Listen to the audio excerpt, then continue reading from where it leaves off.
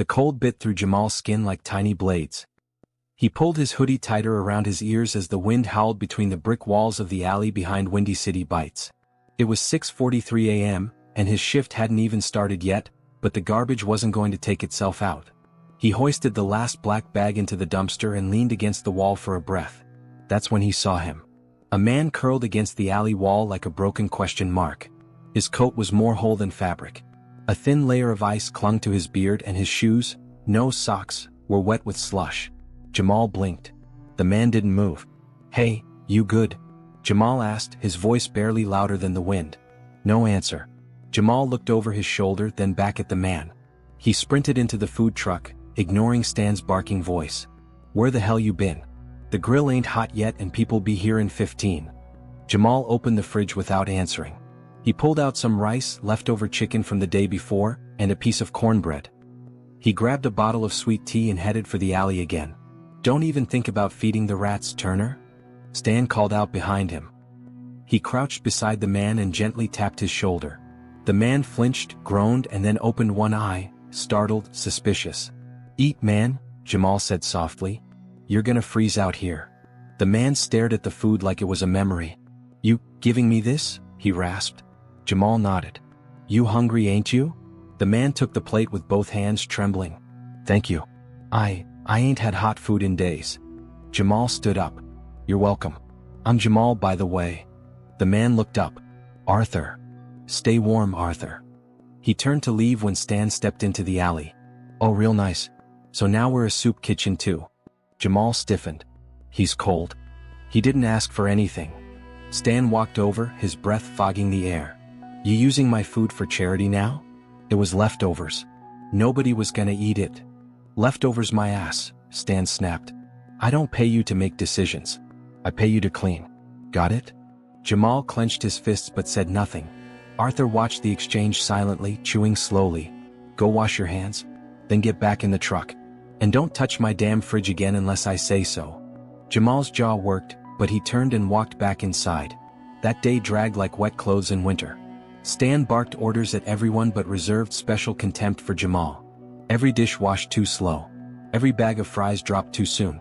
Even when customers complimented the seasoning, Stan made sure to correct them. "That ain't the boy's work. I trained him. Don't let the hoodie fool you." By 3 p.m. Jamal was exhausted.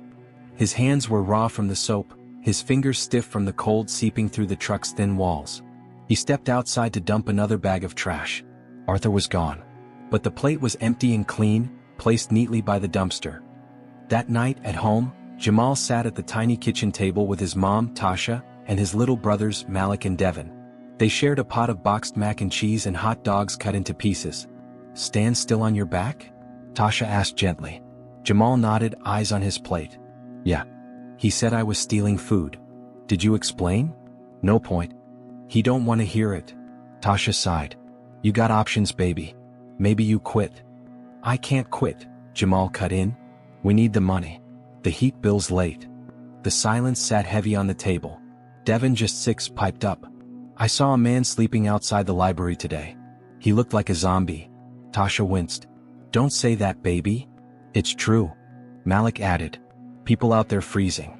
I saw Miss Bernice from the building walking to work with holes in her shoes." Jamal looked down at his own sneakers. Soles taped. One lace missing. "I gave a guy some food today," he said quietly. Tasha smiled faintly. "That's my boy." He didn't tell her about Stan. About the way he was made to feel small, stupid, unworthy. He didn't want to worry her. 2 days later, Arthur reappeared. This time, near the end of Jamal's shift, standing near the truck with a scarf wrapped clumsily around his neck. "You back?" Jamal said, surprised. Arthur nodded. "Didn't know if you'd want to see me again."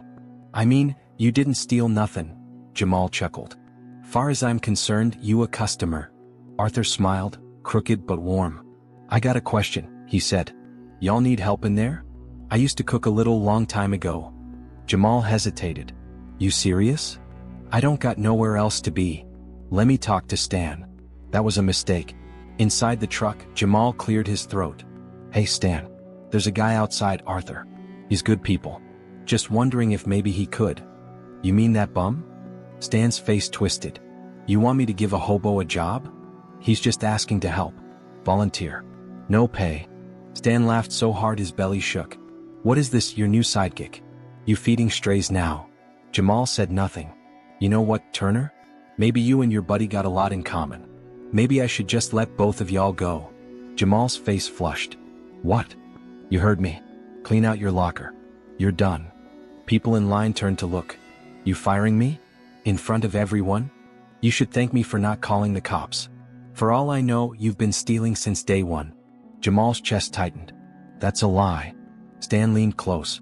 You think your little sad eyes and yes sir, no sir act gonna save you? This city eats kids like you alive. Outside, Arthur saw Jamal emerge, head down, shoulders tight. You okay? I got fired.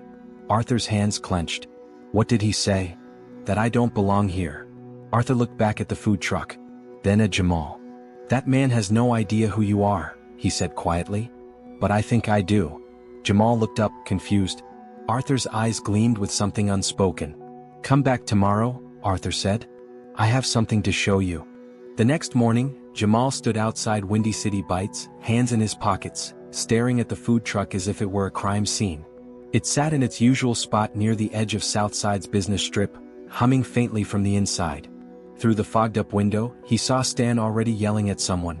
Probably Lenny, the other kitchen hand who always showed up 5 minutes late. I don't know why I came, Jamal muttered under his breath. But before he could turn away, a quiet voice cut through the wind. You came because you're not done yet. Arthur. He was standing at the edge of the alley wearing a freshly washed coat, too big for him but clean, and a baseball cap pulled low over his eyes. In one hand he held a folded newspaper, in the other a paper bag. I brought breakfast, he said. Well, I brought something called breakfast. Gas station muffins and burnt coffee. I'm not proud. Jamal cracked a smile despite himself. You look different, he said. Arthur nodded. Showers help. They sat together on a bench a few blocks down. The buildings here were older, some boarded up. One of them had been a grocery store when Jamal was a kid. Now it was just a husk of bricks and graffiti. Why'd you ask me to come? Jamal asked, biting into the muffin. Arthur took a long sip of his coffee. Because I see something in you. I saw it the first day. Jamal raised an eyebrow. What? That I'm a good dishwasher? Arthur chuckled, low and hoarse. No. I saw the way you looked at me like I was still human. Most folks don't. Most folks look right through you. Jamal nodded slowly. I don't like seeing people suffer. I guess that's all. Arthur leaned back. What if I told you I used to be somebody people couldn't ignore? I'd say, everybody used to be something. Ain't nobody born in a blanket on the street. There was a pause. Then Arthur unfolded the newspaper and laid it flat between them. It was an old article, printed from an online archive. The headline read, Billionaire disappears after financial scandal and wife's tragic death. Below it, a photo of a clean-shaven man in a designer suit. The face was younger, fuller, but the eyes were unmistakable. Wait, is that? Arthur nodded. Arthur E. Bellamy III. That's me. Or used to be. Jamal stared at him, unsure whether to laugh or walk away. You're telling me you used to be rich? Arthur nodded again. And now you're here? Why? Arthur didn't answer right away. Instead, he folded the paper again, neatly, almost reverently. Because life has claws. And if you're not careful, it'll tear everything you love apart. He looked at Jamal, eyes misted. My wife died in a car crash. Drunk driver. 3 weeks later, they accused me of embezzlement. Money moved through accounts I didn't recognize. It was a setup. But the headlines buried me before I could defend myself. I lost everything, my name, my business, my friends, even my son. Jamal's stomach tightened. You got a kid? Had, Arthur said quietly. He was just a boy. He was taken into protective custody while I fought the charges. They said I was unstable. Said I needed help. His voice broke. I never saw him again. Jamal was silent for a long time.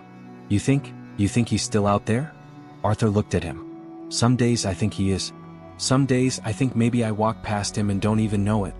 A strange weight settled between them. Jamal looked away, suddenly aware of how cold it was again. I'm sorry, man. That's heavy. Arthur nodded. It is. But you reminded me of him. That day. The way you handed me food like it was normal.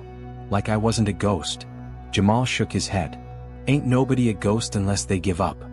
Arthur smiled sadly. That's what I mean. You've got something rare. They sat in silence for a while. Then Arthur cleared his throat. You ever think about college? Jamal scoffed. Every damn day. Thinking don't make it cheap. What if I told you I could help? Help how? You just said you ain't got nothing to. Arthur's expression shifted, something between regret and resolve. I lied. A little. I do have something left. A small trust that wasn't in my name. I've kept it hidden all these years. Jamal stood up. Wait, what? Why are you telling me this? Because I'm tired of hiding. And because I want to invest in you. Jamal's eyes widened. You don't even know me like that.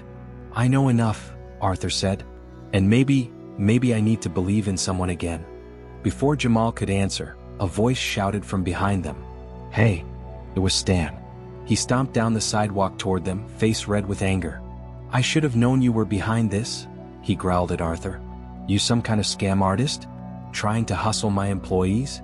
I'm not your employee, Jamal shot back. You fired me, remember? Stan got in his face. Yeah, well, maybe you're lucky I didn't call the cops. You and your little hobo friend. Arthur stepped forward. Say that again. Stan blinked. Excuse me? I said, Arthur repeated, his voice low but firm, say that again. Stan smirked. You deaf now, old man? Arthur reached into his coat and pulled out a thin leather wallet. Inside was a faded business card, black with silver embossing. He handed it to Stan. Stan read it. Arthur E. Bellamy III, founder, Bellamy Capital Partners. The color drained from his face. No way. I'm going to give you one chance to apologize to this young man. Publicly. And then you're going to shut down your truck for good. Stan's mouth opened, closed, opened again. You can't be serious. Arthur's eyes sharpened. Oh, I'm very serious. Jamal stood frozen, heart pounding. Arthur turned to him. I told you I had something to show you. Jamal swallowed. You weren't kidding. A week passed. Southside hadn't changed, the same cracked sidewalks, the same cold wind curling around corners, but Jamal felt like he was walking through a new version of it. Like something big was waiting just around the block. Since Arthur had revealed his identity and silenced Stan, the world felt heavier. He hadn't told his mom anything. Not yet. Arthur, meanwhile, was a man in motion. He cleaned up even more, shaved the stubble off his chin, cut his hair short, and wore second-hand dress shirts like he was preparing for a board meeting that only existed in his mind. Then came the dinner invitation. A white envelope, hand-delivered by Arthur himself, with gold lettering on the front. The Walnut Room, Friday at 7 p.m. A dinner in your honor. Jamal had stared at it like it was written in another language. His mother, on the other hand, nearly dropped her coffee mug. The what now? It's this fancy place downtown, Jamal said. Arthur says he's got something to tell us. Tasha frowned. What's he really want, Jamal? He says he wants to help. She looked at him sharply. And you believe that? Jamal hesitated. I don't know. I think I do. Tasha folded her arms. People with money don't just help for nothing. Jamal looked away. Maybe he's different. She didn't say more. But her silence wrapped itself around the room like fog. Friday came. They arrived at the Walnut Room dressed as best they could. Tasha wore a borrowed dress from her church friend. Jamal's button-up shirt didn't quite fit his shoulders. Malik and Devin had matching clip-on ties they kept tugging at. The restaurant gleamed with gold light and soft music. Crystal glasses sparkled. Everyone else wore tailored suits, silk scarves, and expensive cologne. They looked at the Turners like a misplaced delivery. Arthur stood at the center of it all, waiting by a round table near the back, looking as if he belonged there. But his eyes, soft, unsure, nervous, were searching only for them. He waved. You made it. Barely, Jamal muttered. The security guard thought we were lost. Arthur pulled out chairs himself. Let them think whatever they want. They sat. A waiter poured water, offered menus, then melted away. Arthur leaned in. Before the food comes, I want to say something. He looked at each of them, Jamal, Tasha, Malik, Devin, like he was memorizing their faces. I owe your son more than I can explain. He reminded me what it means to live with purpose. To give without expecting. Jamal shifted in his seat, uneasy.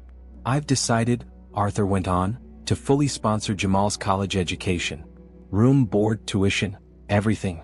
And I'd like to purchase a house for you. Somewhere quiet. Say, Hyde Park maybe. I've already made a few calls. Tasha's hand froze on her glass. Excuse me? Arthur nodded gently. It's not charity. It's gratitude. I believe in Jamal. He has vision. Heart. I want to help build something lasting with him. A foundation. For youth, education, entrepreneurship. Jamal's mouth went dry. You serious? Dead serious. Malik whispered, Are we rich now? Devin said, I want bunk beds. Tasha stared at Arthur for a long moment.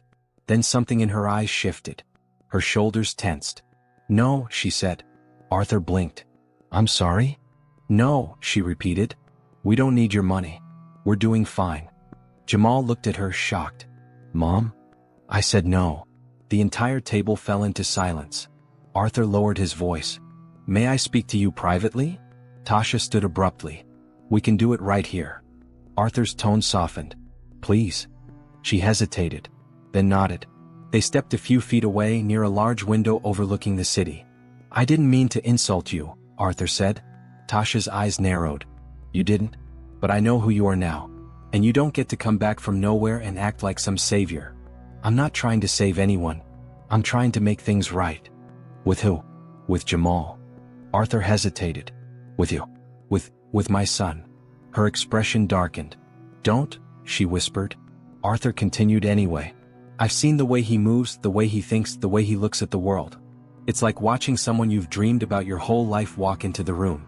Tasha stepped closer, her voice low and trembling. He's not your son. But he might be, isn't he? Silence. Arthur's voice cracked. Tell me the truth. She looked down. And that's when Jamal stood up and walked toward them. I heard everything. They turned. Tasha's lips parted, but no sound came. You lied to me? Jamal said, his voice flat. Tasha's eyes filled. I didn't lie. You said my dad left. You said he was no one. He was gone. You were too. I didn't even know how to find him. I didn't want you to grow up thinking you weren't enough. Arthur stepped back, his hands shaking. I never stopped looking. Tasha turned to him, her voice fierce. You were in courtrooms and headlines and boardrooms. I was raising a child in a one-bedroom with no help. You didn't look hard enough. Jamal's throat closed. So what now? You want to be my father? Arthur said nothing. Tasha whispered, It's not that simple, baby. I need air. Jamal left the table, the restaurant, everything. Outside, the night was colder than usual. The wind pressed against his chest like judgment. Arthur found him on the corner 10 minutes later. I didn't mean to break your world apart, he said quietly. Jamal didn't look at him. You just showed up, man. 1 minute I'm washing dishes. The next, I'm supposed to believe I'm the missing piece of your fairy tale? Arthur sat beside him on the concrete steps of a closed shop. I don't expect you to forgive me, or to accept me, but I do want to know you. Even if I'm not your father. Even if that's just a coincidence. Jamal looked at him. What if it's not? Arthur blinked. What if it's true? Jamal asked. What does that even mean for me? For my mom? For everything I thought I knew? Arthur didn't answer. Because he didn't know. He could only sit there beside the boy, his boy maybe, while the wind carried both their silences across the sleeping city. The city felt heavier the next morning. Jamal didn't go to school. He didn't talk to anyone. He sat on the back steps of their apartment building, a worn notebook in his lap, but the page remained blank. Inside, the air was thick.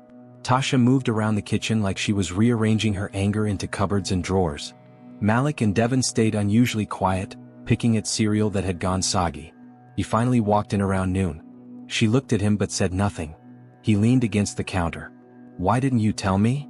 Tasha rubbed her eyes. Because I didn't think it mattered anymore. You lied. No, she snapped, then softened. I just didn't give you the whole truth. Jamal folded his arms. Is he really my dad? Tasha sat down, tired. I don't know for sure. We were young. It was fast. He left when the world around him fell apart. He never called. I didn't wait. I did what I had to. But you knew there was a chance. I knew, she admitted. And that chance scared me. He watched her for a long time, the kind of silence that hurt more than yelling. I'm not mad you raised me alone, he said. I'm mad you thought I couldn't handle the truth. She looked up. I didn't want you to feel abandoned. I was abandoned. But you were the one who stayed. That matters more than biology. Tasha's eyes welled. I just wanted to protect you. I know. But now I gotta decide who I am, with all the truth. He walked out before she could answer. Arthur was sitting on a bench outside Windy City Bites when Jamal found him. The food truck was shuttered. A big red sign on the side read, "Closed by order of the City Health Department." Jamal smirked. "You do that?" Arthur shrugged. "Had a few favors left in City Hall. I thought you were broke." "I'm broke in spirit maybe? Not entirely in assets." Jamal chuckled. "Stan's probably screaming into a mirror right now." Arthur looked at him. "You didn't come here to talk about Stan." "No. I came to talk about this." He sat down beside Arthur. "You and me." Arthur stayed quiet. Jamal continued, "I talked to my mom. She didn't deny it. She just didn't know for sure." Arthur exhaled, his breath visible in the cold. "I'd like to know. If you'd want that." "You mean a test?" Arthur nodded. "It doesn't change how I feel. But if it matters to you." "It does." They sat in silence again. Then Jamal asked, "Why now? Why me?" Arthur looked out at the sidewalk, then down at his own hands. "Because I was alone for so long, I forgot what it meant to care about anything. Then you fed me. One hot meal. One human moment. You didn't pity me. You saw me." He turned to Jamal. "And now I want to see you. Fully." Jamal blinked, caught off guard by the sincerity. "All right," he said. "Let's find out." A week passed. The DNA results came in on a cold Thursday morning, delivered by certified mail. Jamal stood outside the clinic, envelope in hand, heart thudding. Arthur waited beside him, hands trembling slightly. "You ready?"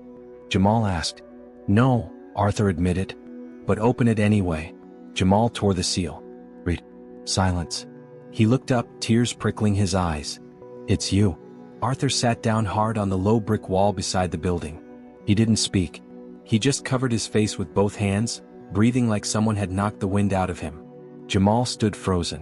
"You okay?" Arthur looked up, eyes red, mouth trembling. "You have no idea how long I've prayed for this moment, even when I didn't believe in anything." Jamal sat beside him. He didn't say anything. He just let the silence wrap around them again. This time, not from fear or confusion, but from something heavier, more sacred. Truth. News traveled fast. Stan Whitaker was arrested on tax fraud charges 2 days later. Arthur had quietly passed documents to the city attorney's office. Nothing flashy, just facts. Receipts. Payroll violations. Racial discrimination evidence from multiple former employees. No one from the neighborhood cried for him. Meanwhile, Jamal became someone else. Not because of Arthur. Not because of the money. But because for the first time in his life he knew who he was, completely. And that changed everything. Arthur started coming around the apartment. At first awkwardly, with too many store-bought snacks and books Jamal hadn't asked for. But slowly he began to fit. He repaired the broken door to their closet. Helped Devin with a science project. Took Tasha's old car to a mechanic and paid for the repairs. At first, Tasha resisted. But one evening, after Arthur fixed the kitchen faucet without being asked, she offered him a cup of tea. It was the first wordless truce. Later that night, Jamal found Arthur sitting outside watching the stars. "You're not trying to replace nobody, right?" Arthur shook his head. "No. I'm just trying to earn my place. If you'll let me." Jamal smiled. "Then let's build something. Not just for me. For the whole block." Arthur looked over. "You serious?" "Dead serious." The plans began quickly. The Turner Bellamy Foundation started as a sketch on a napkin in a diner. By the end of the month, it had a legal team, a nonprofit charter, and a mission: mentorship, education, and free meals for at-risk youth in South Side. They bought the old grocery store building on 79th Street and began renovations. Tasha oversaw the remodel, she had opinions and she made sure everyone heard them. Malik and Devin picked paint colors. Jamal started a mentorship program for teens dealing with family loss. And Arthur? Arthur smiled again. Laughed again. Slept through the night. He even started to wear a tie again, not out of obligation but because he felt proud of who he was becoming. One morning, as the sun cracked through the clouds and lit the new center's sign, Jamal stood beside Arthur and said, "You ever think about how different this could have gone?" Arthur nodded slowly. Every day. 1 year later. South Side was still South Side. Sirens sometimes echoed through the streets, the air still held the grit of struggle, and boarded-up windows still whispered of battles not yet won. But something had changed. At the corner of 79th and Ellis, the once-abandoned grocery store had been reborn. Now, its glass doors gleamed with a new name etched in brushed steel. The Turner Bellamy Center for Opportunity. Inside, sunlight spilled across wide hallways. Laughter echoed from classrooms where students, most of them first-generation college-bound, learned coding, business, and finance. The aroma of fresh meals filled the cafe-style dining area, where volunteers served hot plates to families from nearby shelters. Jamal stood at the front entrance, wearing a simple navy blazer and jeans. He held a clipboard and a coffee he hadn't touched in an hour. He was 20 pounds heavier, not from comfort but from strength, confidence. He moved with the quiet self-assurance of someone who had seen both edges of the world and chosen to build a bridge between them. Arthur appeared beside him, wearing a gray sweater and a scarf Devin had knitted for Christmas. He was older now, the lines on his face deeper but his eyes brighter than ever. "You nervous?" Arthur asked. "A little," Jamal admitted. "Today's kind of a big deal. It's just a ribbon cutting." "It's our ribbon cutting." Arthur smiled. "You've come a long way, Jamal." Jamal looked at him. "So have you." The ceremony drew a small crowd. Local officials, families, school principals, and a few reporters with too many cameras. Tasha stood near the front row wearing a soft green blouse, her posture straight with pride. Malik and Devin held the oversized scissors like knights guarding treasure. Jamal stepped up to the podium. The murmurs quieted. He looked at the faces before him, some familiar, some brand new, and cleared his throat. "When I was 17, he began, I got fired from a job for feeding a hungry man." A soft chuckle ran through the crowd. "That man," Jamal continued looking toward Arthur, "turned out to be the father I never knew I had." Gasp. A few wide eyes. Arthur simply nodded, calm and sure. "But this story isn't just about family," Jamal said. "It's about what happens when someone sees you, really sees you, and chooses to lift you instead of judge you." He paused. "I stand here today not because I was lucky. I stand here because one act of kindness turned into 1,000. Because my mother taught me dignity even in struggle. Because my brothers reminded me joy still lives in small places. And because a man who lost everything chose to believe again, not in himself but in someone else." The crowd applauded. "And now we pass it on," Jamal said. "This center is not about charity. It's about power. The kind you build from the ground up, together." He stepped down. Malik and Devin snipped the ribbon. Cheers exploded. Inside the center, life pulsed. Arthur led a workshop on personal finance. "Lesson 1, he said, smiling, "wealth is what you keep, not what you flash." Tasha served cinnamon rolls in the cafe she now managed full-time, her laughter warm as she reminded a boy to use a napkin. Malik joined a robotics team. Devin read aloud to younger kids in the new library nook. And Jamal, now a sophomore at the University of Chicago, spent evenings mentoring students from the neighborhood. He didn't lecture. He listened. Sure. Showed them the way not from a stage but shoulder to shoulder. One night after everyone had left, Jamal and Arthur sat in the empty community room, lights low. "There's something peaceful about a place after the noise dies down," Arthur said. Jamal nodded. "You ever think about what would have happened if I never gave you that plate of food?" Arthur smiled faintly. "I try not to. It scares me." Jamal looked at him. "You gave me more than money. You gave me possibility." Arthur's voice dropped. "You gave me forgiveness." They sat in quiet for a while, the hum of the building surrounding them. Then Arthur said, "I've been thinking of stepping back a bit." Jamal frowned. "What? Why?" "Not disappearing. Just letting you lead." "You don't have to." "I want to," Arthur interrupted gently. "You've become the man I hoped I could be. In this place? It's you now." Jamal was quiet, then said softly, "Then promise me you'll stay close." Arthur reached out, placed a hand on Jamal's shoulder. "Always."